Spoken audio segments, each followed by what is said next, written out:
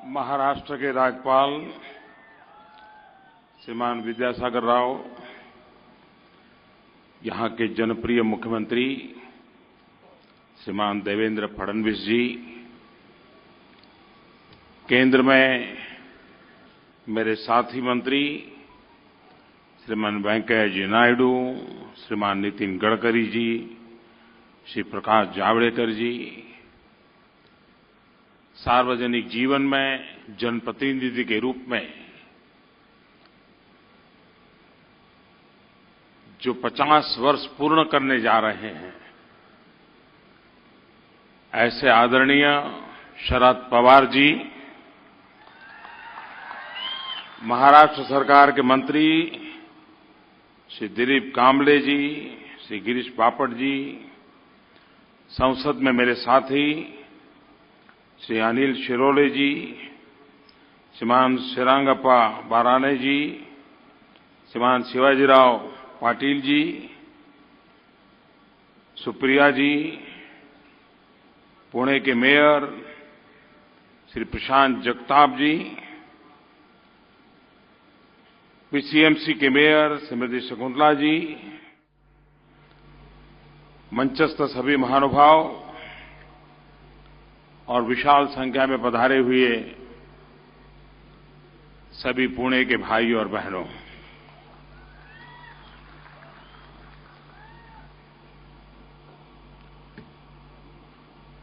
हमारे देश में बहुत तेजी से अर्बनाइजेशन हो रहा है।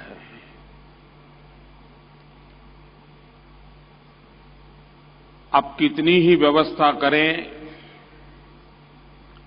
लेकिन जिस गति से शहरीकरण हो रहा है, हमारे लिए बहुत अनिवार्य हो गया है कि हम दो दिशा में काम करें।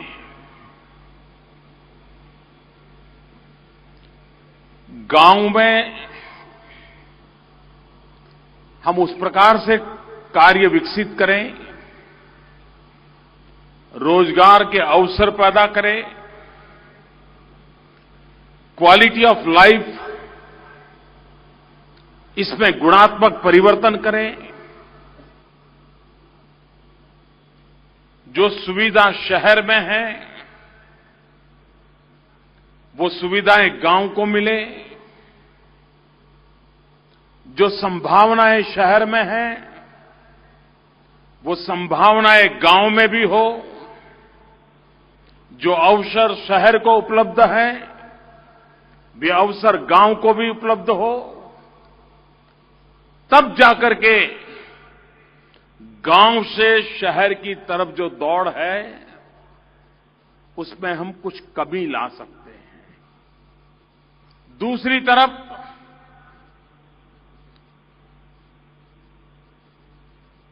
अगर हम टुकड़ों में सोचेंगे, अभी अभी जीत करके आए हैं, 5 साल में कैसे फिर से चुनाव जीतना, इसी दायरे में अगर सोचेंगे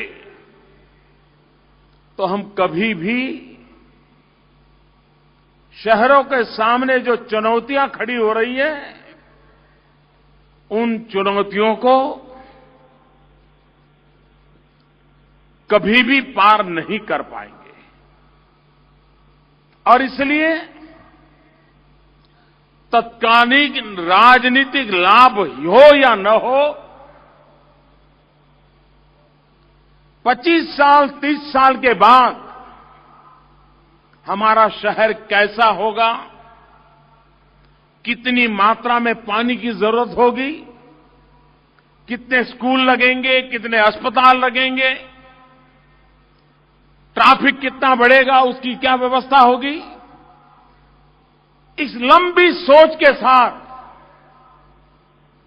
अगर हम शहरों के विकास का प्लानिंग करेंगे तब जाकर के ये तेज गति से जो शहरीकरण हो रहा है उस चुनौतियों को हम पार कर सकते हैं। दिल्ली में जो सरकार है उसने जिसे आपने जिम्मेवारी दी है और इसलिए हमने हमारी कार्यशैली तत्कालीन लाभ के बजाय एक स्थायी परिवर्तन की ओर बल देने वाली बनाई है। हमने गांवों के लिए योजना बनाई है रर्बन मिशन। ये रर्बन मिशन ऐसा है जिसमें वो गांव जो धीरे धीरे शहर बनते चले जा रहे हैं, देखते ही देखते जनसंख्या बढ़ रही है, बड़े शहरों के 20-25 किलोमीटर के रेडियस में है। हमने देश भर में सभी राज्यों को कहा कि ऐसे गांव छानिए, निकालिए और उन गांवों को रर्बन योजना के तहत विकसित करने का एक डिटेल काम चल रहा है। जिस रर्बन मिशन का सीधा साधा अर्थ है, आत्मा गांव की हो, सुविधा शहर की हो। गांव की आत्मा मरनी नहीं चाहिए, वो सुरक्षित रहनी चाहिए, पनपनी चाहिए, लेकिन गांव वालों को 18वीं शताब्दी में जीने के लिए मजबूर नहीं किया जा सकता है। और इसलिए हमने एक रर्बन मिशन के तहत देश भर में सैकड़ों गांव उन पर फोकस किया है, सुविधाएं बढ़ाने का प्रयास किया है ताकि शहरों पर बोझ कम किया जा सके। दूसरी तरफ शहरों में बड़ा बदलाव लाने का काम, और बदलाव की एक पहली आवश्यकता होती है इंफ्रास्ट्रक्चर। ज्यादातर हमारे देश में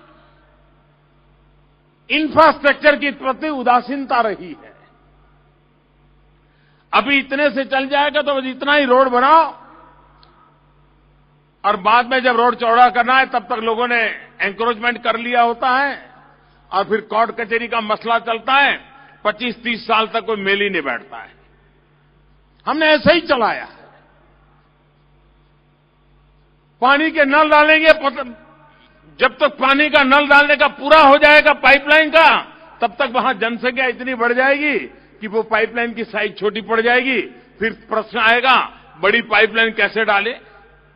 यानी हम विकास के उस मॉडल को लेकर चले हैं जिसके कारण हम तत्कालीन लाभ वो तो अनुभव करते हैं, लेकिन ऐसी व्यवस्थाएं विकसित नहीं करते कि आने वाले दिनों में आने वाले कितने बोझ होने वाला है उसका भी हम सॉल्यूशन निकालें।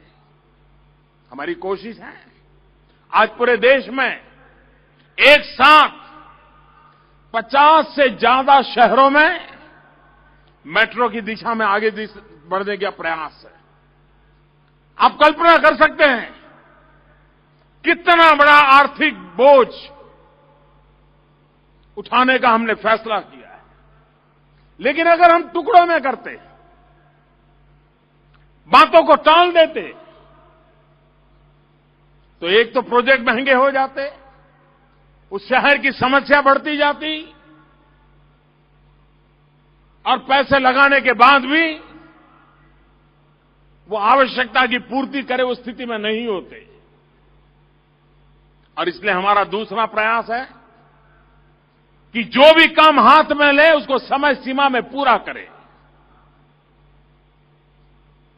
हो सके तो 25-30 साल के बाद की आवश्यकताओं को ध्यान में रख करके प्लानिंग करने का प्रयास करें। आज वो शायद इकोनॉमिकली वायबल हो या ना हो, लेकिन एक बार अगर बात चल पड़ी तो इकोनॉमिकली वायबल होना भी 2-4 साल में हम अनुभव करने लग जाएंगे। हम क्वालिटी ऑफ लाइफ में चेंज लाना चाहते हैं।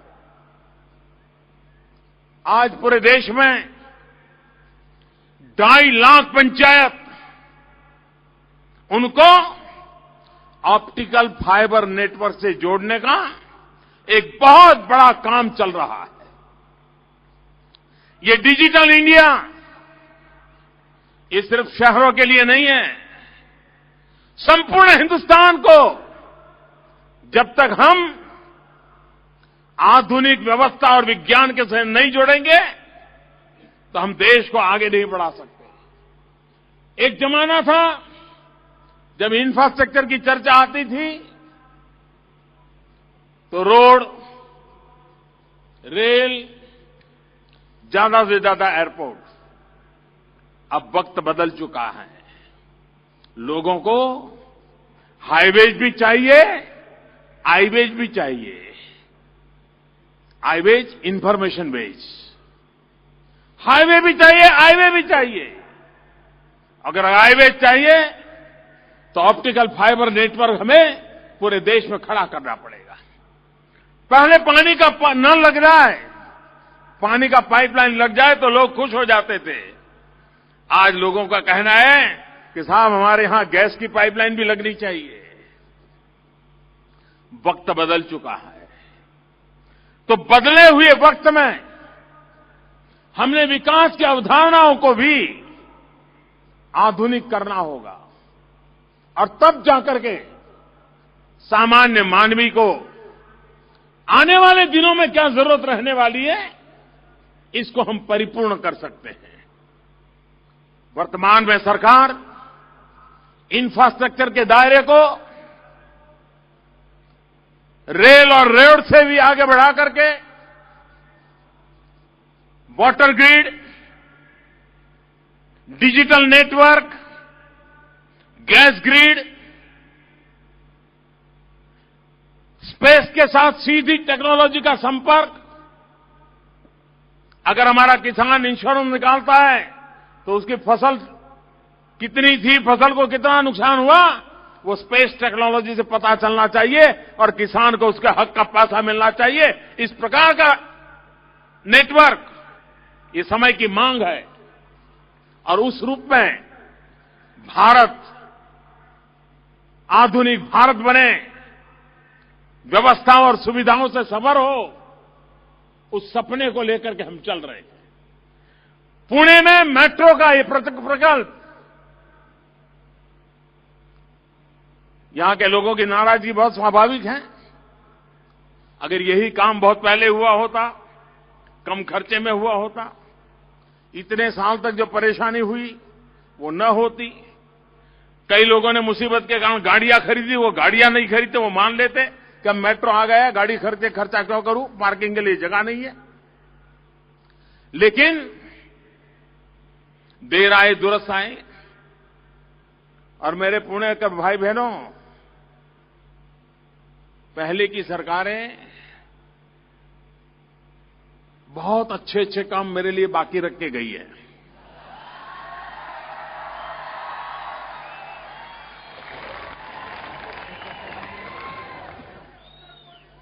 और इसलिए ये अच्छे काम करने का मुझे अवसर मिल रहा है।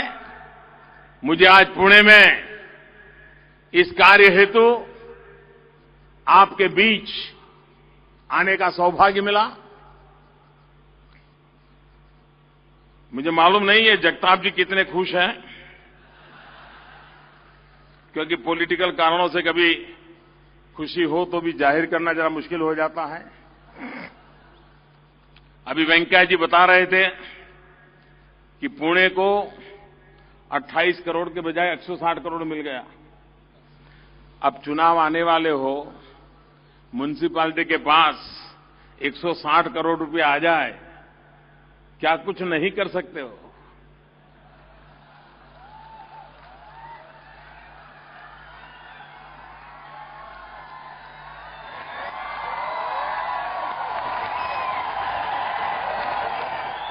लेकिन ये सब हुआ इसलिए कि 8 नवंबर को रात को 8 बजे जो मैंने घोषणा की, इसके कारण हुआ है।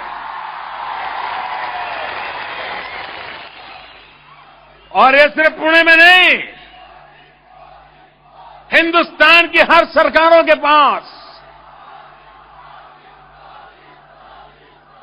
अकेले अर्बन बॉडीज में 200 से 300% इनकम बढ़ी है, क्योंकि हर किसी को लगा कि मोदी ले जाएगा, उसके बजाय अच्छा है यहां डाल दो। लेकिन ये भी अच्छा हुआ, वरना कभी अर्बन बॉडीज में टैक्स 50%, 60%, 70% से आगे बढ़ नहीं पाता था। और देने वाले कौन थे?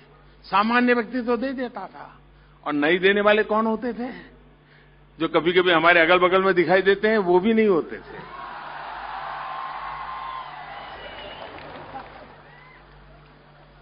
अब क्योंकि जिनकी ज्यादा पहुंच होती है, वो कानून नियम तोड़ने का आदी हो जाता है। लेकिन सबको लाइन में लगा दिया है। देश में हर कोई समान होता है जी। हर किसी को कानून का पालन करना चाहिए। हर किसी ने नियमों का पालन करना चाहिए। और मैं बताऊं देशवासियों, हमारे देश में सरकारें कैसे चली है, ये मैं किसी को बुराई करने के लिए नहीं कह रहा हूं। दिल में दर्द होता है, पीड़ा होती है। क्या करके रख दिया हमारे देश को। आप हैरान होंगे, भारत की संसद ने 1988 में बेनामी संपत्ति का कानून पास किया। संसद में बहस हुई, पक्ष विपक्ष चर्चा हुई, कानून पास हुआ, अखबारों में हेडलाइन छप गई।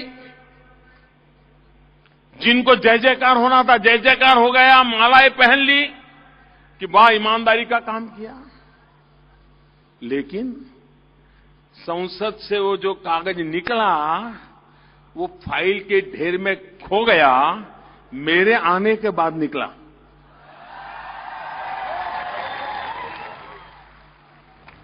उसका नोटिफिकेशन नहीं हुआ, कानून लागू नहीं किया गया। अगर 1988 में उस समय जो संसद में बैठे थे, जिन्होंने इतना बड़ा महत्वपूर्ण निर्णय किया, अगर उस सरकार ने लागू किया होता, तो आज बेनामी संपत्ति के नाम पे जो देश में पाप बढ़ा है, वो बढ़ता क्या? देश बचता कि नहीं बचता? ऐसा ऐसा पाप करके गए हैं। अब आप मुझे बताइए, मैं भी ऐसे ही चलने दूं कि ठीक करूं? जरा जोर से बताओ, ठीक करूं? तो जैसे अभी देवेंद्र जी ने आपसे लाइट करवाई थी, फिर से एक बार लाइट करके बताइए।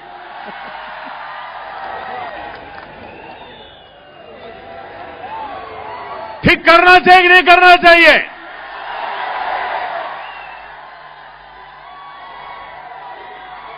देश को तबाह होने की जो बातें चल रही, उसको रोकनी चाहिए कि नहीं रोकनी चाहिए?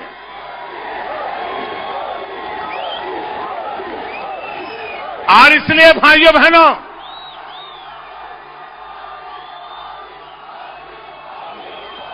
अगर समय पर देश में बीमारियों का उपचार किया होता, तो आज मुझे ऐसे कठोर कदम नहीं उठाने पड़ते।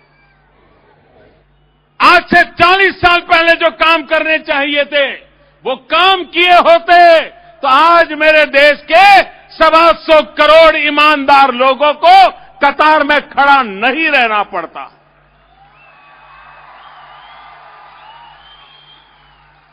देशवासियों को जो कतार में खड़े रह करके कठिनाइयां झेलनी पड़ी है, जितनी पीड़ा देशवासियों को है, उतनी ही पीड़ा मुझे भी है। लेकिन ये निर्णय देश के लिए करना पड़ रहा है। जिन लोगों ने निर्णय नहीं किया, उन्होंने देश का भारी नुकसान किया है। मैंने देश को बचाने का वादा आपको किया था और इसलिए मैं आपके आशीर्वाद से आज एक कठोर कदम उठा रहा हूं।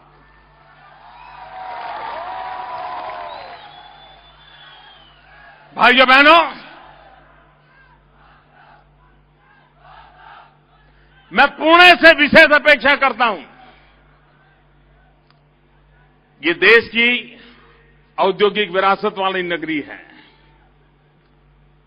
ये शिक्षा का भी धाम है और बहुत जमाने से अगर काशी में विद्वान होते थे तो पुणे भी विद्वत्ता के लिए जाना जाता था।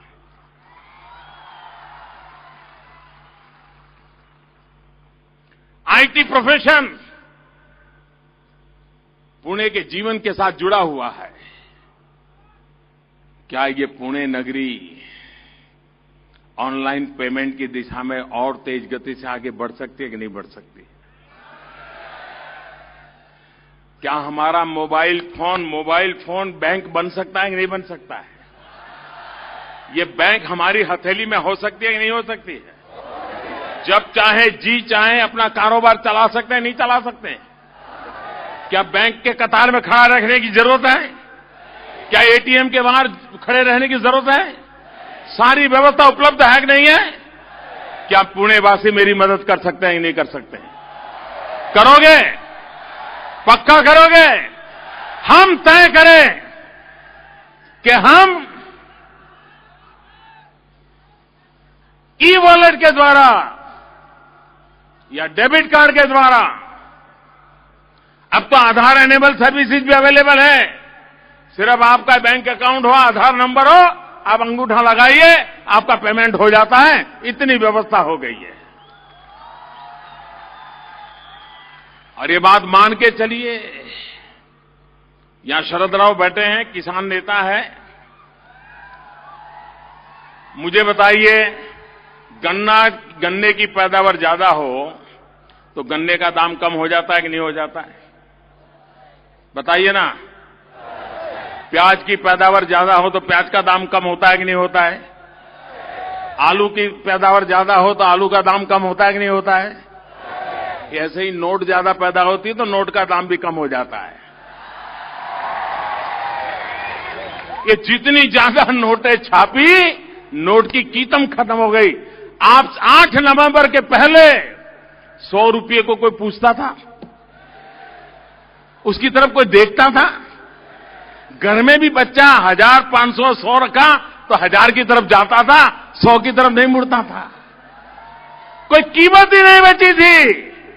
8 तारीख के बाद 100 रुपये की शान बढ़ गई कि नहीं बढ़ गई? छोटी करेंसी की ताकत बढ़ गई कि नहीं बढ़ गई? देशवासियों, 8 नवंबर के बाद हिंदुस्तान में भी बड़ों की नहीं, छोटों की ताकत बढ़ गई है दोस्तों। छोटों की ताकत बढ़ गई है। और ये मेरी लड़ाई छोटों की ताकत बढ़ाने के लिए है, गरीबों को सामर्थ्य देने के लिए है। लेकिन आपने देखा होगा,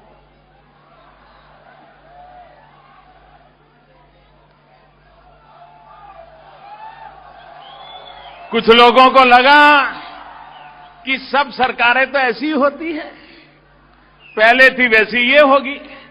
ठीक है, मोदी 2-4 दिन बोल देंगे, फिर क्या होगा? फिर तो हम हैं, सालों से करते आए हैं, कर लेंगे। इसी मिजाज में उनको लगा बैंक में डाल दो, सब काला सफेद हो जाएगा। नोट तो काले की सफेद नहीं हुई, चेहरा काला हो गया, चेहरा काला हो गया। कुछ बैंक वालों को पटा करके और हिस्सेदारी करके खेल खेलने गए, अब कहीं मुंह दिखाने लायक नहीं रहे। आज टेक्नोलॉजी इतनी उत्तम है कि वो घर से निकला है ना, वहां तक पूंछ पहुंचने वाली है। महीना, 2 महीना, 3 महीने के बाद भी ये हर एक को पीछा किया जाएगा। बताओ भाई, पहले तो नहीं था, कहां से आया? बताना पड़ेगा। जिन्होंने सोचा है कि अब बैंक में गए तो काला सफेद हो गया, उनसे मैं कहता हूं संभल जाइए। अभी भी मौका है, कानून का पालन कीजिए, गरीबों के हक का जो है वो लौटा दीजिए। अब बचने की संभावना बची नहीं है।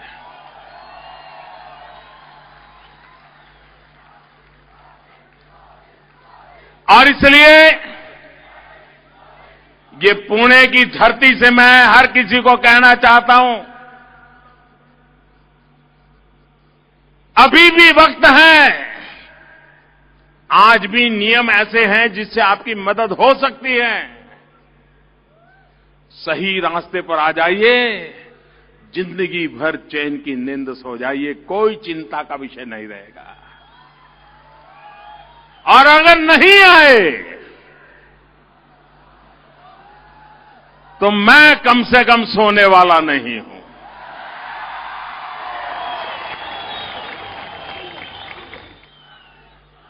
भाइयों बहनों, ये भ्रष्टाचार, काला धन, जाली नोट, ये आतंकवाद, ये नक्सलवाद, इसके खिलाफ लड़ाई कहने को नहीं कह रहा हूं दोस्तों, बड़े जिगर के साथ लड़ाई को छेड़ा है।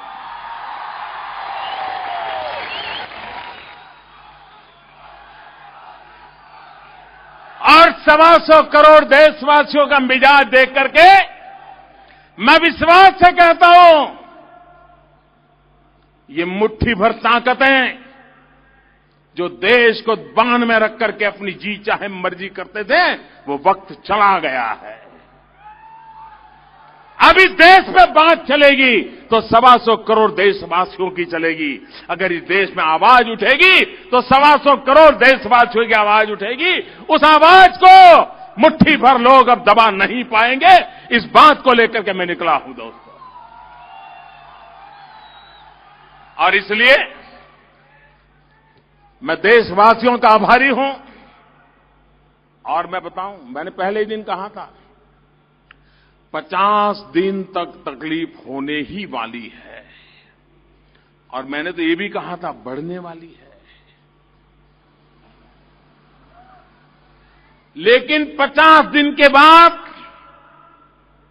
ईमानदार लोगों की तकलीफ कम होना शुरू हो जाएगा और बेईमान लोगों की तकलीफ बढ़ना शुरू हो जाएगा। आप देखेंगे, आपको पता चलेगा। वो वैसे भी अभी देख रहे हो, बड़े बड़े बाबू जेल जा रहे हैं, बड़े बड़े लोग जेल जा रहे हैं, बैंकों के अनेक लोग घर चले गए, छुट्टी हो गई, और कुछ जेल भी चले गए। भाइयों बहनों,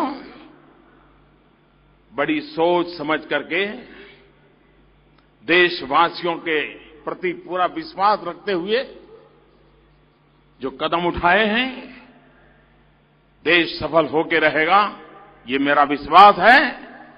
मेट्रो का काम तेज गति से आगे बढ़े। और जब महाराष्ट्र का चुनाव चल रहा था तब मैंने महाराष्ट्र को कहा था, मैंने कहा देखिए 15 वर्ष से ये महाराष्ट्र की गाड़ी गड्ढे में फंसी हुई है। अगर उसको निकालना है तो डबल इंजन की जरूरत पड़ेगी। एक दिल्ली का इंजन, एक महाराष्ट्र सरकार का इंजन। और आपने हम पे भरोसा किया, डबल इंजन लग गए हैं। मेट्रो आई कि नहीं आई? तो ये डबल इंजन की ताकत है। तो आपने इस डबल इंजन का अवसर दिया, इसके लिए भी आपका बहुत बहुत आभार, धन्यवाद।